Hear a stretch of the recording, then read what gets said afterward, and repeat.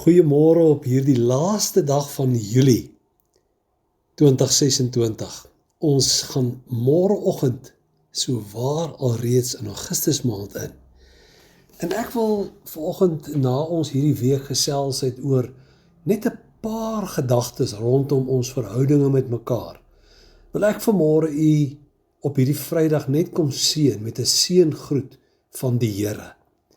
U weet Efesiërs 1 vers 3 sê, geseënd is die God en Vader van ons Here Jesus Christus, wat ons geseën het met alle geestelike seëninge in die hemele in Christus. Kan u vir 'n oomblik u self in hierdie teks inlees en besef die grootheid van die woorde wat Paulus hier skryf? Alle geestelike seëninge in die hemele in Christus. U en ek is waarlik geseëndes van die Here. En vanoggend wil ek dit graag vir jou kom sê. Hierdie oordeenking is net spesiaal vir jou om te sê, gegroet, geseënde van die Here.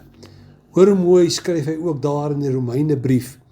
Hy sê, aan God die eer, o diepte van die rykdom en wysheid en kennis van God. Hoe ondeurgrondelik is sy oordeele en onnaspeurlik sy weë. Wie ken die bedoeling van die Here? Wie gee hom raad? Wie bewys hom 'n guns, sodat hy verplig is om iets aan ons terug te doen?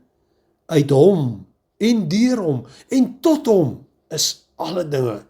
Aan hom behoort die heerlikheid tot in alle ewigheid. Amen. Dit vind ons daar in Romeine 11. Ek vertrou dat jy vandag die seën van die Here in jou lewe gaan ervaar. En as jy 'n oomblik het, luister na hierdie pragtige nuwe seëngebed wat op die lied na jou toe kom. Ons kyk uit na 'n mooi en wonderlike naweek. Mag die Heer jou seën en beskerm tot die aarde nuut en vry is. Mag sy hart jou lei tot in ewigheid. Mag sy vrede oor jou wees. Halleluja.